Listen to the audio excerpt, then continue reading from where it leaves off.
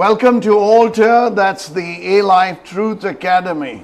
और ऑल्टर में आपका स्वागत है जो कि ए लाइफ ट्रुथ एकेडमी है। We are looking at the fifth level, that is the F3 Part 2.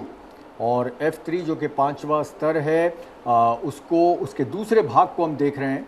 Five-fold functions. 5 प्रकार के कार्य।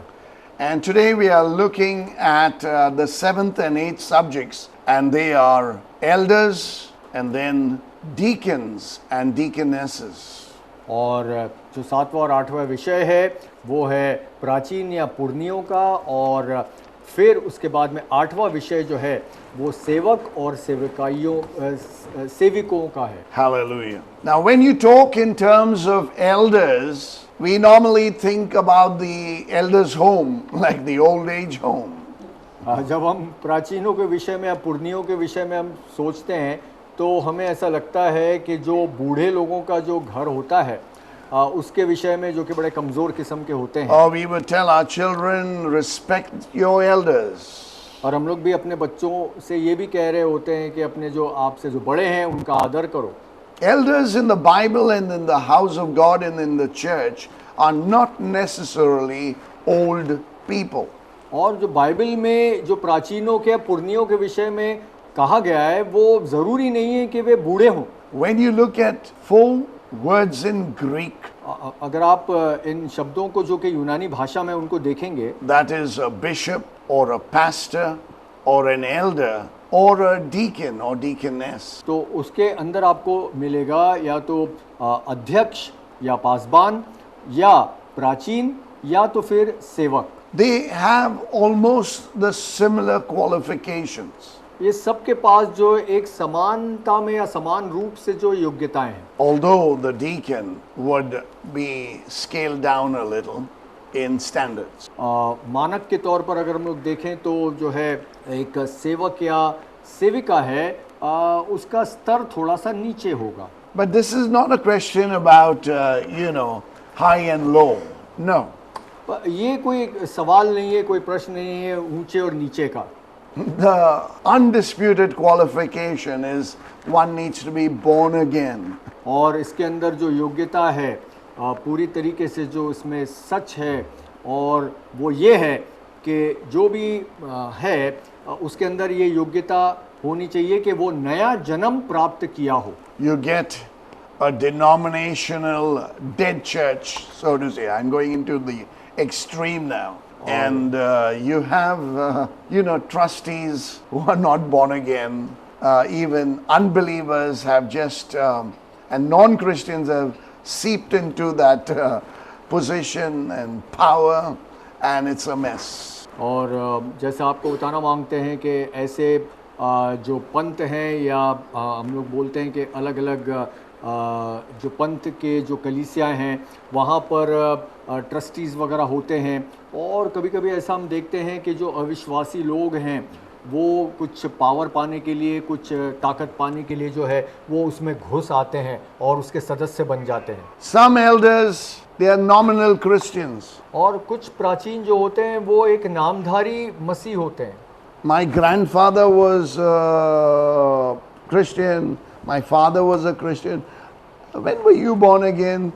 No, I was born only, Christian. और वो कहते हैं कि मेरे दादा मसीह थे। We got a rich heritage as Christians. और वो कहते हैं कि मेरे दादा मसीह थे, मेरे पिता मसीह थे, इसलिए मैं भी मसीह हूँ। क्या तुम नया जन्म पाए हुए मसीह हो? नहीं, मैं तो पैदाइश से ही मसीह हूँ। My grandfather was the president of that trust, Christian trust. और my father was a sacristan. मेरे दादा जो है एक अध्यक्ष थे एक क्रिश्चियन मसीह ट्रस्ट के। My father was a sacristan. What's a sacristan? The one assisting the priest. अच्छा अच्छा। और मेरे पिता जो थे वो जो क्या बोलते हैं उसको, प्रीस्ट, जो पास्टर थे उसके सहायक थे। Some may say I was born in the graveyard. और कुछ तो ऐसा भी कहेंगे कि मैं तो कब्रिस्तान में पैदा हुआ। But when were you born again? लेकिन आपका नया जन्म कब हुआ? So the first qualification of an elder is they must be born again. और जो पहली योग्यता किसी प्राचीन में होनी चाहिए वो नया जन्म प्राप्त उनको हुआ है या नहीं, Not a nominal Christian. और एक नामधारी मसीह नहीं। You can't pour new wine into old wineskins. आप नई दाखरस को पुरानी मशकों में नहीं भर सकते, It will be a mess. और ये बहुत गड़बड़ी हो जाएगी। That is why in some Christian denominations they have it hire and fire. और इसीलिए कुछ मसीह पंथों में ऐसा है कि या भाड़े पे ले लो या उन्हें निकाल दो बाहर। Yeah, it goes according to elections. और फिर वहाँ पे जैसे ये चुनाव होते हैं ना, उसके अनुसार सारी बातें होती हैं। They don't allow the pastor to enjoy a relationship with the congregation. और वो बिल्कुल भी अनुमति नहीं देते कि पासबान जो है वो अपनी कलीसिया, अपने भेड़ों के साथ जो है एक अच्छा संबंध स्थापित करे। The moment they realize he is building up good relationship with that existing parish and parishioners, they will transfer them. और उसी क्षण जब उनको ये प्रतीत हो जाएगा या उनको समझ में आ जाएगा कि जो पास्टर है वो अपने कलीसिया के साथ या कलीसिया के लोगों के साथ जो है उसके संबंध बहुत ही मधुर हो रहे हैं, तो वो उसी क्षण में जो है उनको दूसरी जगह में उनका एक प्रकार से ट्रांसफ़र कर देंगे। Elders must have a love for the pastor to support the pastor. और प्राचीन जो है वो पासबानों के प्रति उनके दिल में प्रेम होना चाहिए ताकि वो उनका सपोर्ट करे, उनका सहयोग करे। Elders must never be in competition with the lead pastor. और प्राचीन कभी भी एक पासबान के साथ किसी भी तरीके से कोई प्रतिस्पर्धा में ना हो। Elders must not be jealous and envious of the lead pastor. और प्राचीन जो है वो कभी भी उसको अपने पासबान के प्रति किसी भी प्रकार से कोई द्वेष या जलन नहीं रखनी चाहिए। The local church government is elders and then deacons. और जो स्थानीय कलीसिया है उसके अंदर एक प्रकार से अगर हम लोग देखें तो जैसे पहले पासबान है, उसके बाद में फिर प्राचीन है और फिर उसके बाद में सेवक या सेविकाएं। Elders are like the daddy, deacons are like the mummy, and the congregation are like the children. और प्राचीन जो है वो पिता समान होते हैं और सेवक या सेविकाएं जो होती हैं वो एक माता के समान होती हैं। Elders and deacons are in plurality, not in singular.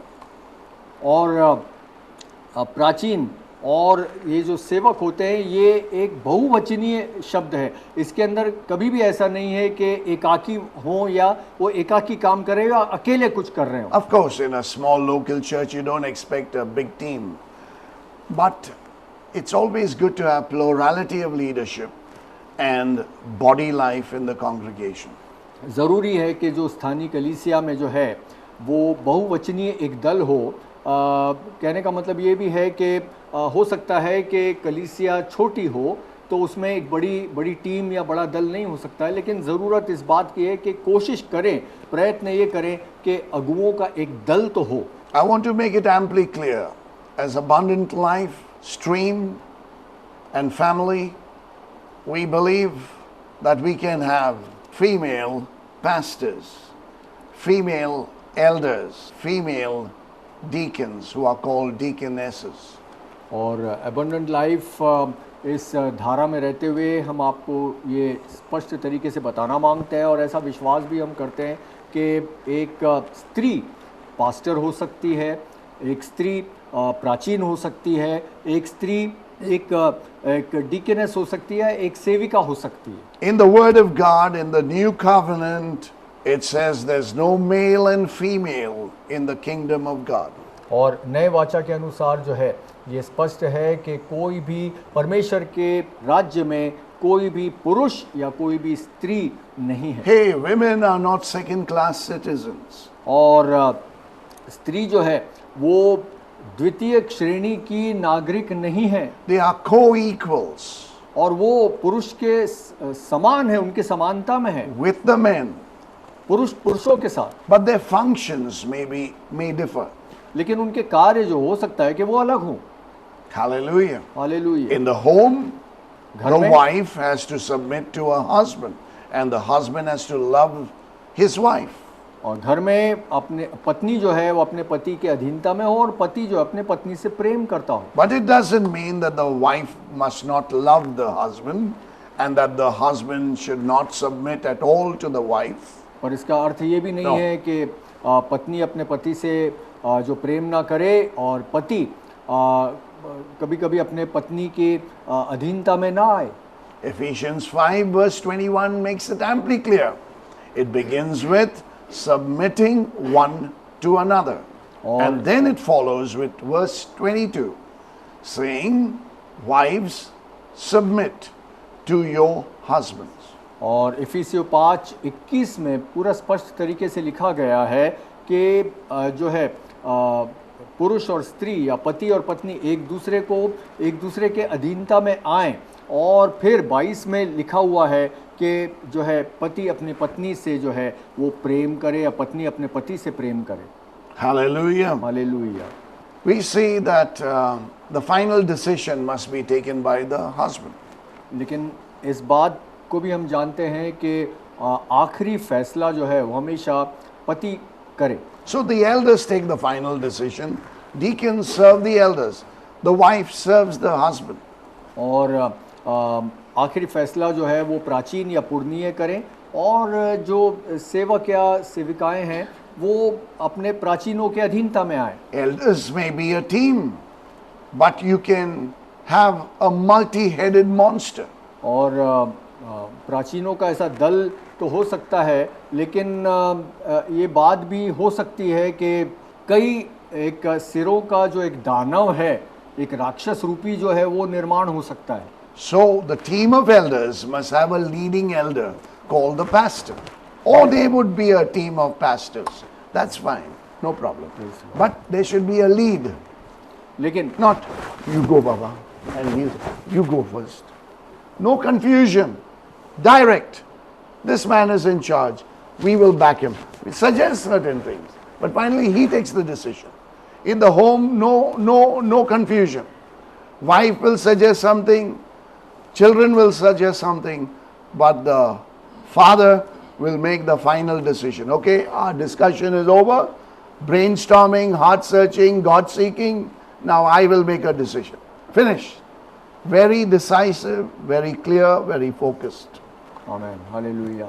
भले ही प्राचीनों का दल हो और कई लोग जो है आपस में मिल करके परस्पर इस पर वार्तालाप करें, लेकिन जो है इन प्राचीनों के दलों में एक प्राचीन को ऐसा होना चाहिए जो कि मुखिया हो, और वो अक्सर पास्टर होता है, और पासबान होने के नाते उसका जो फैसला होता है वो आखिरी फैसला होता है। जैसे कि घर के अंदर अगर हम लोग देखें तो घर में पति है, पत्नी है, बच्चे हैं।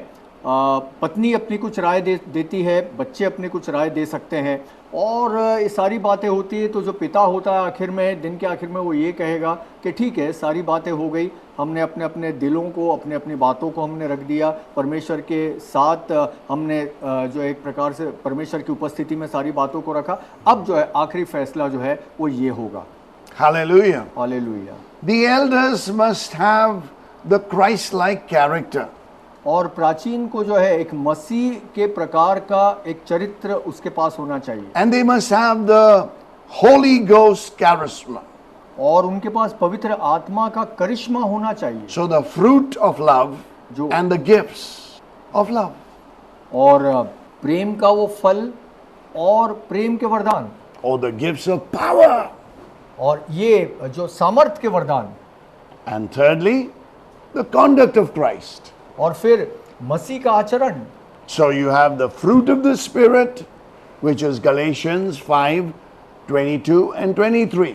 और जैसे आत्मा का फल जैसे कि गलातियों 5 और 22 और 23 में है। From love to self-control, the 9 fruit of the Spirit.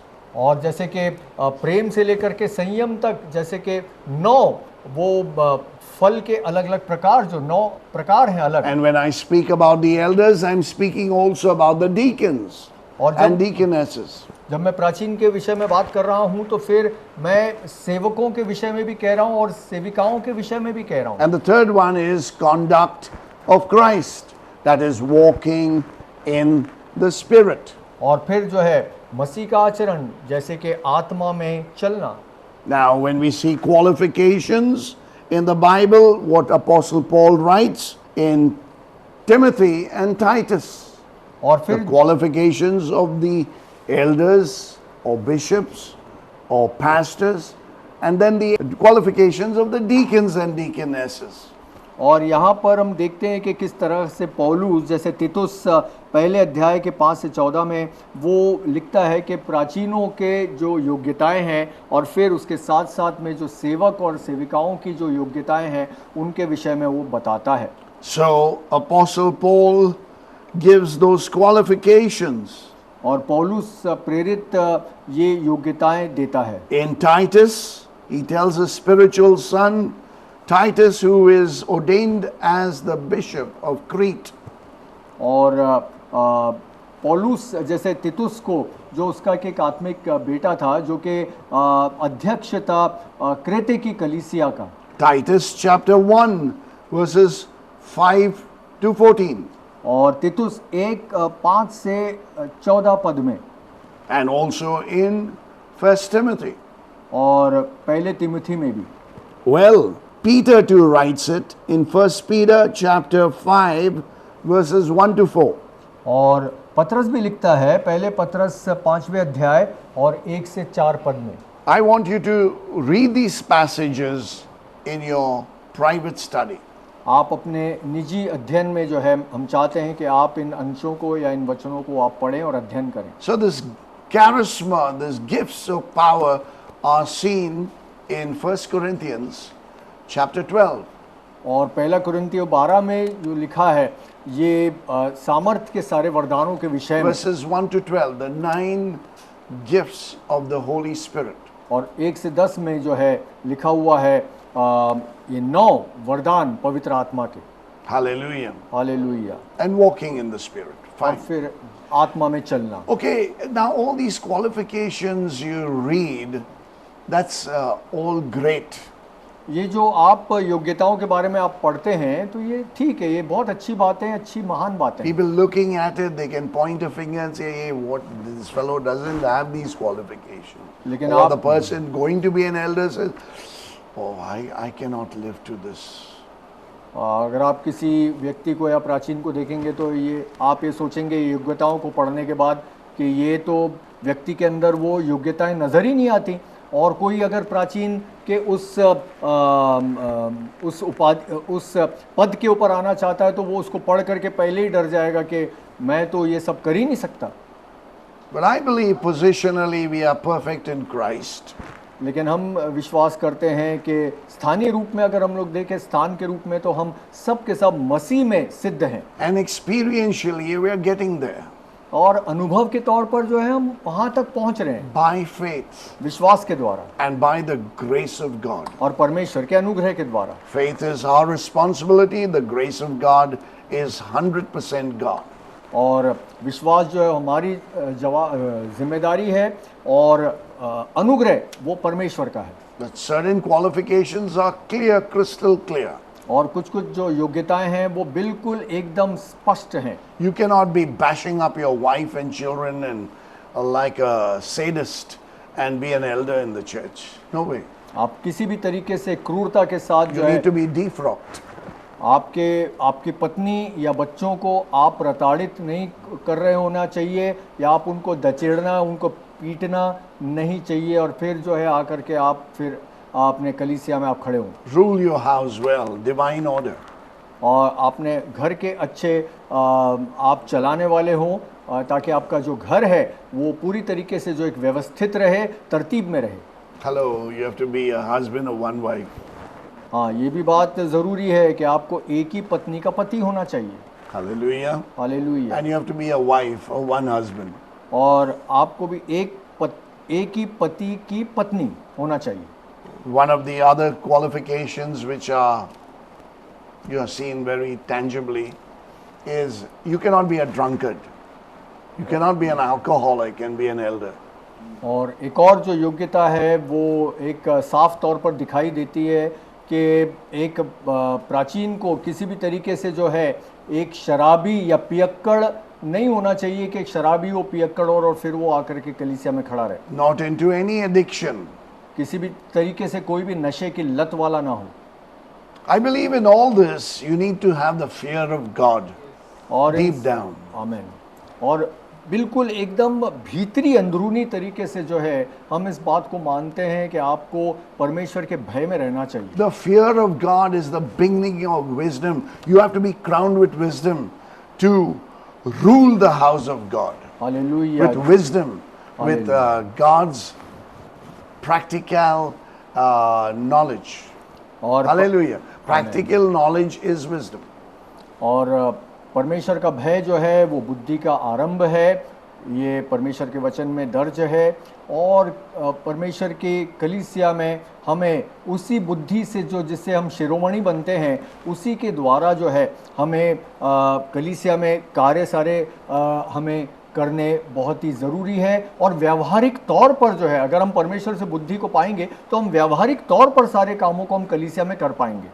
It's very clear. Do not drink in excess. और ये एकदम स्पष्ट बात दर्ज है बाइबल में कि पियक्कड़ ना बने या अगर कोई हम इस प्रकार से कोई पेय वस्तु का जो पीने वाली ऐसी कोई वस्तु है जिससे नशा होता है तो उसको अधिक मात्रा में उसका सेवन ना करें। Not strong drink. और किसी भी तरीके से कोई नशा कर देने वाली या मतवाला कर देने वाली ऐसी कोई पेय वस्तु। Otherwise, as an elder, you'll be acting irresponsible and you will be a bad testimony. और नहीं तो फिर प्राचीन होने के नाते आप जो एक बहुत ही गलत किस्म की जो एक गवाही को आप खड़ा कर देंगे और फिर एक गलत आप उदाहरण पेश करोगे। If you talk about wine, Jesus made water into wine. He did not make grape juice. Wine is wine. यीशु मसीह ने भी जब पानी को जो उसको परिवर्तित किया तो वो दाख मधु था, वो दाख रस नहीं था, अंगूरों का रस नहीं था। When the Jews celebrate, wine has to be in their celebration. और यहूदी लोग जब उत्सव मनाते हैं तो उनके उत्सव का एक हम देखेंगे तो एक ज़रूरी चिन्ह है या ज़रूरी एक चीज़ जो है जिसका इस्तेमाल करते हैं वो है दाख मधु। Now, someone has just given up alcohol and he comes like an alcoholic and he says, so many years I've not drunk. Don't give him wine there. He'll fall. अगर कोई पियक्कड़ आपकी दावत में शामिल हो जाए तो फिर उसको किसी भी तरीके से जो है Who has left? जिसने शराब छोड़ी Who हो, was an alcoholic. yes, जिसने शराब छोड़ दी हो और ऐसा कोई पियक्कड़ जिसने शराब छोड़ दी हो वो आपके अगर दावत में शामिल हो जाए तो किसी भी तरीके से उसको कोई नशा करने वाला पदार्थ या उसको दाख मधु कभी ना दीजिए। Otherwise, that addiction in the blood will resurrect again. नहीं तो फिर वो जो लत है जो कि इसके खून में है वो फिर से पुनर्जीवित हो जाएगी। The second one is respect all men. दूसरी बात है कि सभी मनुष्य का आदर करें। Fear God and respect man. परमेश्वर का भय रखें, मनुष्य का आदर करें। And I think all will go well with you. और फिर हम समझते हैं कि सब कुछ आपके साथ ठीक ठाक होगा। When you humble yourself, you can see. When you have pride, it will blind you and you'll fall in the ditch. और जब आप अपने आप को नम्र बनाते हैं, हलीम करते हैं, दीन बनाते हैं तो आप सब कुछ सही तरीके से देख पाते हैं। घमंड आ जाता है तो फिर जो है सब गड़बड़ी हो जाती है, आप सही तरीके से खड़े नहीं रह सकते, आप सही तरीके से कुछ भी काम नहीं कर सकते। There are 5 duties of elders. और 5 एक जिम्मेदारियां हैं प्राचीनों की। They administer relief. और वो एक देखते हम कि वो एक राहत कार्य को अच्छी तरह से जिसका वो प्रशासन या प्रबंध कर रहे होते हैं। Elders must be mature men. They may be young, but they should be mature and full of love.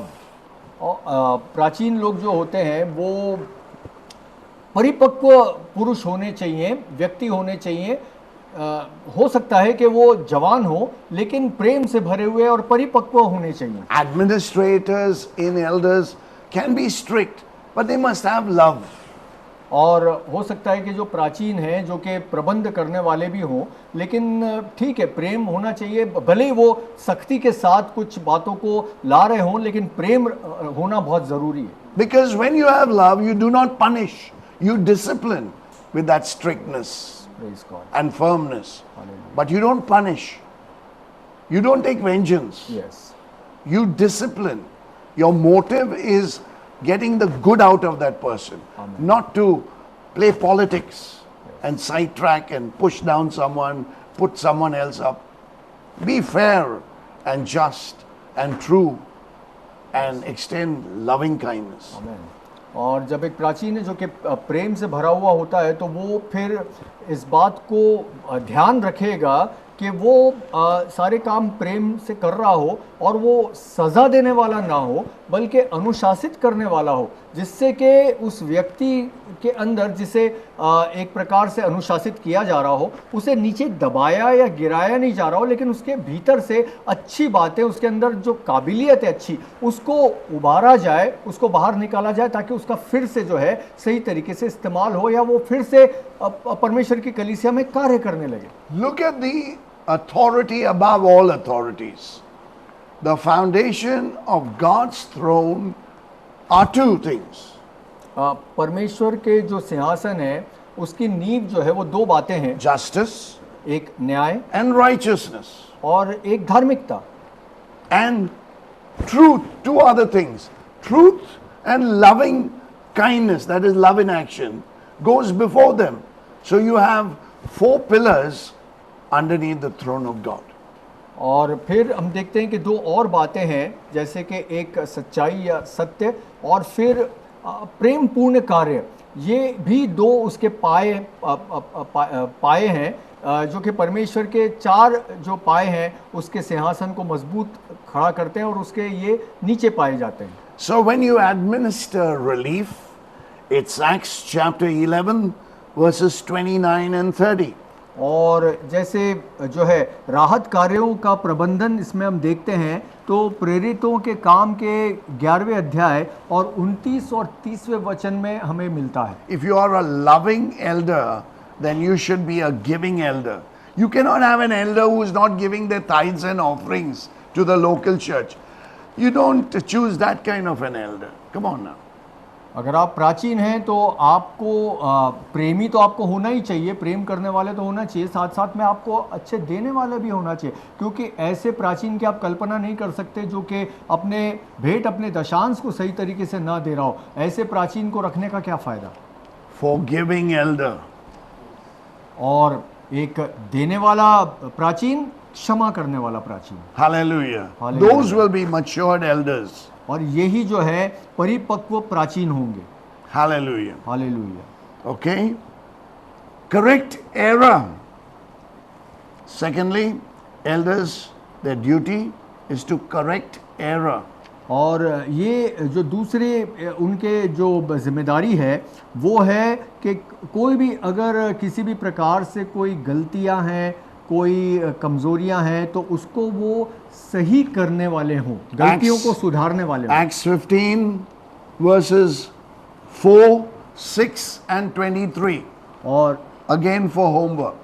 और फिर गृह कार्य के लिए आपको फिर भी बताना चाहते हैं कि आप इसको घर में पढ़ सकते हैं। प्रेरितों के काम के 15वें अध्याय के 4थे वचन में, 6वें वचन में और 23वें वचन में। Hallelujah. Hallelujah. Thirdly, they hold fast the faithful word of God.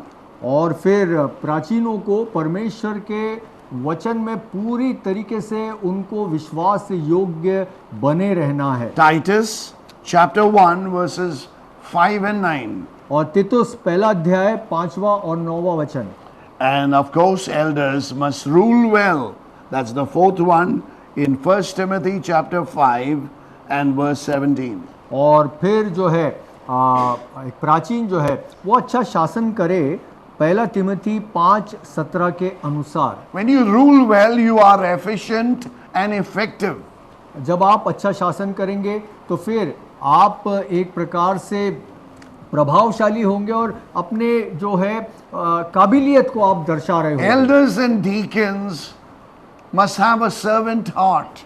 और प्राचीन और जो सेवक हैं उनके पास जो है एक सेवा करने वाला, एक सेवक का हृदय होना चाहिए। All leaders in the kingdom must have a servant heart. और राज्य में जितने भी अगुए हैं सबके पास एक सेवा करने का या सेवक का दिल हो।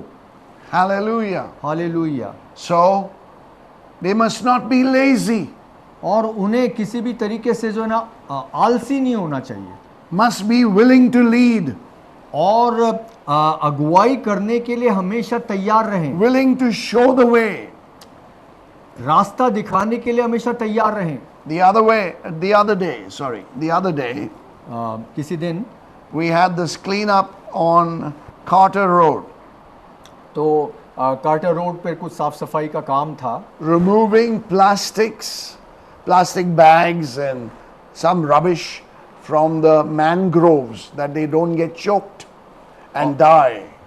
वहाँ पर जैसे कि वो जो झाड़ियाँ थी वहाँ पर दलदल था, वहाँ से कुछ प्लास्टिक और प्लास्टिक की थैलियाँ जो कि जो है एक प्रकार से चोक कर देती है, रोक देती है पानी को, उसको वहाँ से निकाल करके साफ किया जा रहा था। Pastor Rohit and Pastor Manisha were leading in that,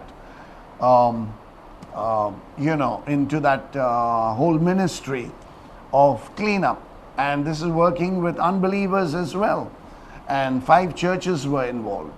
और इस सेवकाई को जिसकी अगुवाई कर रहे थे पास्टर रोहित, पास्टर मनीषा, और इस अगुवाई दल में 5 कलीसिया शामिल थी और कुछ अविश्वासी लोग भी थे। Now at this time, it was a Saturday morning and I was not feeling like going. और ये शनिवार की सुबह का दिन था और आपका मन नहीं हो रहा था जाने का। But I had to keep to my commitment with my brother. लेकिन जो है आप का एक जो समर्पण है या वचनबद्धता है जो कि भाई के साथ है, उसको तो रखना था, So we निभाना went था। there and put on gloves and took the knife and hallelujah, took our bags, hallelujah, and filled the kachra and lifted up those kachra bags, hallelujah, big bags. So why? You have to be present there to motivate others. Hallelujah. तो आप भी पहुंच गए वहाँ पर पूरे तामझाम के साथ, और जो है वो पूरे हाथ में ग्लव्स वगैरह सब पहन के, दस्ताने पहन करके और कुछ छुरी चाकू लेकर के वहाँ Some पर पहुँच had गए। gumboots, so you can go into the muck. और साथ में आपके जो है कुछ लोग ऐसे थे जो गमबूट वगैरह पहने हुए थे। ये इसलिए था कि आपके दल के साथ जब आप खड़े होते हो तो आप उनको एक प्रकार से उत्साहित ही कर रहे होते हो। Hallelujah. Hallelujah. Show the people the way. Elders, deacons, show them the way. Pastors, show the elders the way. Elders, show the deacons the way. Deacons, show the congregation the way. Hallelujah. और इस रास्ता दिखाना, सही रास्ते पे बना के रखना, ये बड़ी जिम्मेदारी है। इसलिए जो पासबान है वो अपने प्राचीनों को रास्ता दिखाए, प्राचीन जो है वो सेवक और सेविकाओं को, जो सेविकाएं हैं उनको रास्ता दिखाए, और जो सेवक लोग हैं वो कलीसिया को रास्ता दिखाए। And the pastor walks his way. और फिर पास्टर जो है, पासबान जो है, वो फिर एक अच्छे जो है वो अपने काम को कर पाएगा, अच्छी तरीके से कर पाएगा। And the 5th one is minister to the sick. Elders are called to lay hands on the sick and anoint them and heal the sick. James chapter 5 verses 14 and 15. और एक प्राचीन की ये भी जिम्मेदारी होती है कि वो जो बीमार हैं उनके लिए भी उनके पास जाकर के भी सेवकाई करे, जैसे कि याकूब की पत्री 5वें अध्याय 14 और 15वें वचन में हमें मिलता है। There are 3 honors bestowed upon elders and deacons. और प्राचीनों के ऊपर और जो सेवक हैं उनके ऊपर आदर, 3 प्रकार के आदर उनको दिए जाते हैं। The first one is that they are ordained. और पहला है कि उनको Hallelujah. दीक्षा दी जाती है। They are ordained. Acts chapter 14 verses 21 and 23. उनको दीक्षा दी जाती है प्रेरितों के काम 14वें अध्याय के 21 और 23वें पद के अनुसार। To be ordained is to be set aside for a specific work, for a particular time. और दीक्षा इसलिए दी जाती है ताकि एक खास काम के लिए, एक खास समय तक के लिए उनको अलग किया जाए। When you get ordained, you may even receive a title, but the title is not so much of a noun rather than a verb. You function in that gifting और and दीक्षा office. दीक्षा इसलिए दी जाती है ताकि आपको एक उपाधि मिले, पर उपाधि जो है ये संज्ञा के तौर पर नहीं, एक क्रिया के तौर पर हो, ताकि आप एक काम करने वाले व्यक्ति हों। Besides ordination, it's obedience. When you look at Hebrews chapter 13 verses 7 and 17, it's so wonderful because we are called to obey our elders. Hallelujah, Hallelujah. To make work easier for them hallelujah. and to honor them. और दीक्षा के साथ साथ जो है आज्ञाकारिता भी जो है बहुत ज़रूरी है। इब्रानियों की पत्री 13वें अध्याय के 7 और 17वें वचन के अनुसार, क्योंकि आज्ञाकारिता बहुत ही ज़रूरी है कि किस प्रकार से जो सेवक होते हैं वो अपने प्राचीनों के वो अधीनता में आए, उनकी आज्ञा का पालन करें, ताकि जो है सारे काम जो है वो अच्छी तरीके से या सुचारू रूप से चल सकें। Elders are to be obeyed. और प्राचीन होते हैं इसके लिए कि उनकी आज्ञा का पालन किया जाए, Because they are like the bishops of our souls. क्योंकि वो हमारे प्राणों के ऊपर अध्यक्ष हैं। They have to give account to God. उन्हें जो है परमेश्वर को पूरे लेखा जोखा देना है, या परमेश्वर के प्रति उनकी जवाबदेही है। So submit to them. और इसीलिए जो उनकी अधीनता में आए, Let them exercise their authority lovingly. और उनको जो है प्रेम पूर्ण अपने सारे अधिकार को वो कर पाएं, The authority, responsibility and accountability. और पूरे अधिकार जो है उनकी जिम्मेदारी जो है और जवाबदेही है। Hallelujah. Hallelujah. And thirdly, they need due respect. और फिर तीसरी बात जो है उनको ज़रूरत है कि उनको आदर मिलता जाए। Hallelujah. Hallelujah. 1 Timothy chapter 5 verses 1 and 19. पहला तिमोथी 5वां अध्याय 1 और 19वां पद। Hallelujah. Hallelujah. God is so good. परमेश्वर कितना भला है। Amen. आमीन। Thank you, Jesus. धन्यवाद यीशु। Now looking at deacons, और हम अगर सेवकों के ओर देखें, we see that they are church officers. हम देखते हैं ये कि वे जो है कलीसिया के एक प्रकार से अफसर हैं।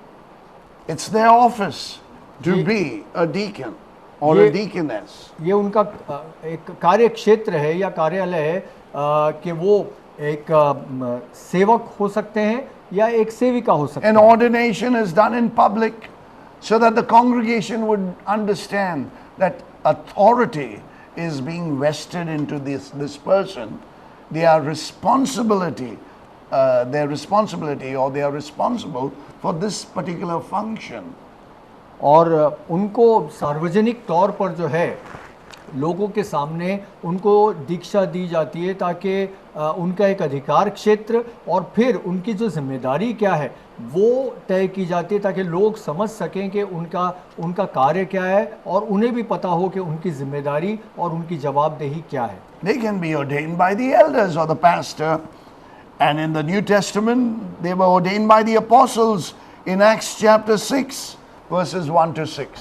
और उनको जो है सेवक और सेविकाओं को जो है एक प्रकार से दीक्षा पास्टरों के पासबानों के तरफ से भी या प्राचीनों के ज़रिए भी उनको दीक्षा दी जाती थी। और पुराने जैसे हम लोग इस नए नियम में हम लोग देखते हैं कि उनको प्रेरितों के द्वारा भी जो है वो दीक्षा दी गई। When we choose deacons, we think they have to be practical people, and sometimes it's very difficult to get spirit-filled people in that, in that gifting.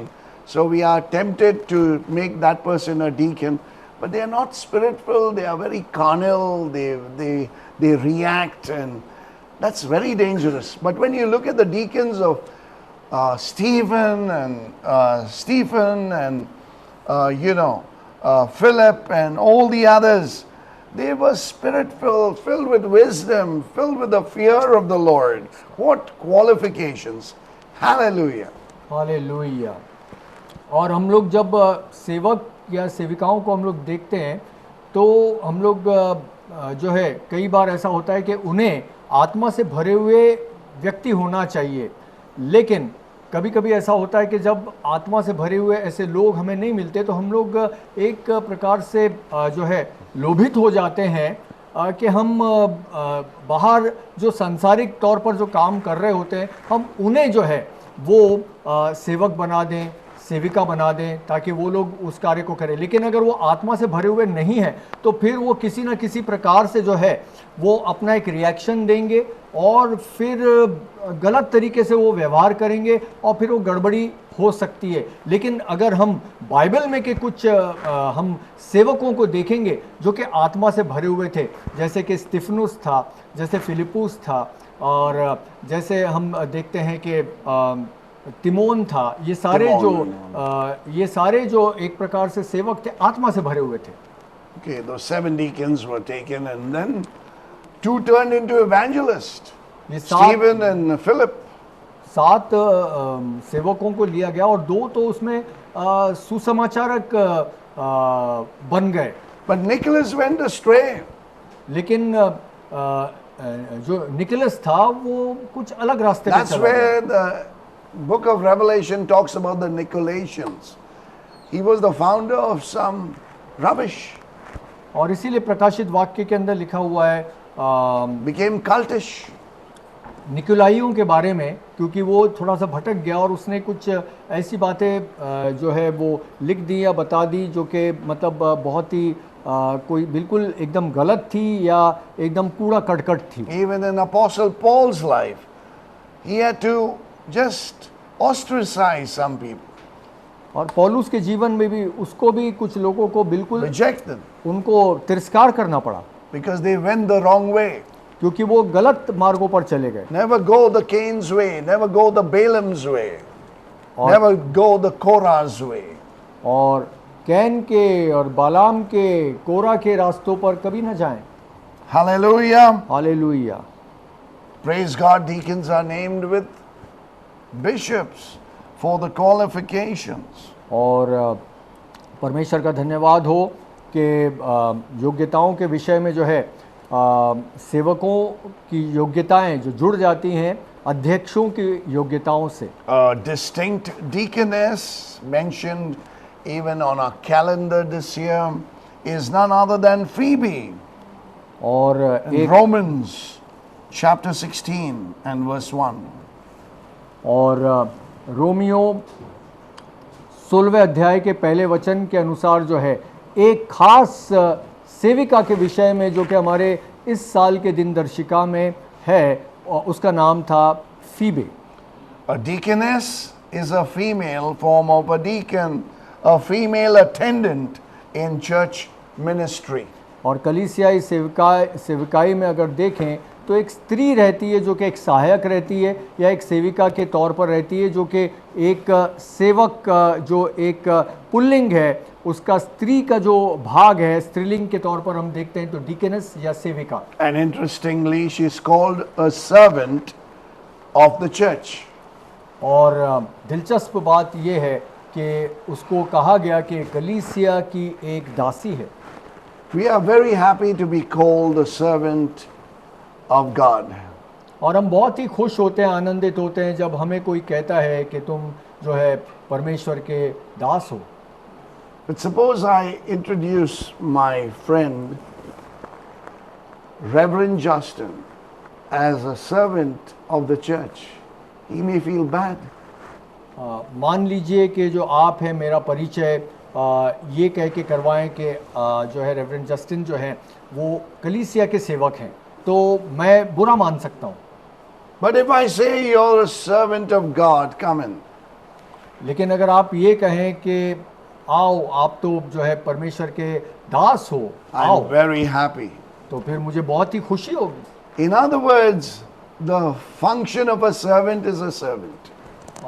दूसरे शब्दों में एक सेवक का कार्य तो एक सेवक का कार्य ही होता है। We are not phantom spirits floating around with our feet not touching the earth. और हम एक ऐसे काल्पनिक किसी कोई एक क्या उसको कहते एक भूमिका में नहीं रहते हैं जिसके पांव जमीन के ऊपर ना टिक रहे हों और वो ऐसी हवा में तैरता या लहलाता रहा हो। In closing, Jesus gave us 2 new commands. और इसको समाप्त करने के लिए आपको बताना मांगते हैं कि यीशु मसीह ने 2 जो है आज्ञाएं दी। Not the 613 commandments, not the 10 commandments, which contains those 2 commandments. और ये 613 आज्ञा के विषय में नहीं कह रहे या 10 आज्ञाओं के विषय में नहीं कह रहे जिनमें वो 2 आज्ञाओं का समावेश है। Love God and love man. परमेश्वर से प्रेम करें और मनुष्य से प्रेम If करें। you love, you will serve God and serve man. अगर आप प्रेम करोगे तो Hallelujah. आप परमेश्वर की सेवा भी करोगे और मनुष्य की सेवा भी You करोगे। do not need to go into the Greek and Hebrew and Aramaic. Hallelujah. आपको कोई A जरूरत servant नहीं is a servant. सेवक के लिए आपको कोई इब्रानी भाषा में, यूनानी भाषा में, किसी और भाषा में जाने की आपको कोई जरूरत नहीं है, क्योंकि सेवक तो फिर सेवक है। Hallelujah. हालेलुया। Let's pray. हम प्रार्थना करेंगे। Why don't you pray directly in Hindi? धन्यवाद देते हैं परमेश्वर पिता इस बहुत ही सुंदर समय और सुंदर शिक्षाओं के लिए। खुदावन जो कि आपके दास अपोस्टल डॉक्टर जेरी डिसूजा के माध्यम से प्रभु आपने हम तक पहुंचाई है। खुदावंद हमें ऐसे पासबान, हमें ऐसे एल्डर्स, हमें ऐसे डीकन्स दीजिए प्रभु परमेश्वर पिता जो परमेश्वर का प्रेम अपने हृदय में रखते हों और खुदावंद वो कलीसिया से प्रेम करने वाले हों, सभी से प्रेम करने वाले हो, बिना इस बात को देखे कि कौन बड़ा है कौन छोटा है, किसकी एक श्रेणी कितनी ज़्यादा है और कौन नीचे तबके का है, ना इस फ़र्क को करते हुए प्रभु ईश्वरीय प्रेम हमारे अंदर पाया जाए और हम वचन के अच्छे एक अध्ययन करने वाले हों और वचन को अच्छी तरह से हम शिक्षित करने वाले भी हो जाएं। अपने पवित्र आत्मा के ज़रिए आप हमें अगुवाई दें, पवित्र आत्मा के अभिषेक से हमें चलाएं पिता। इस समय के लिए आपको कोटि कोटि नमन और कोटि कोटि धन्यवाद देते हुए इस प्रार्थना को मांगते हमारे प्रभु हमारे उद्धार करता है यीशु मसीह के नाम के वसीले से। और खुदा के लोग कहेंगे Amen. Hallelujah.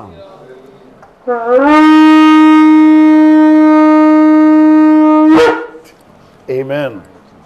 Hallelujah.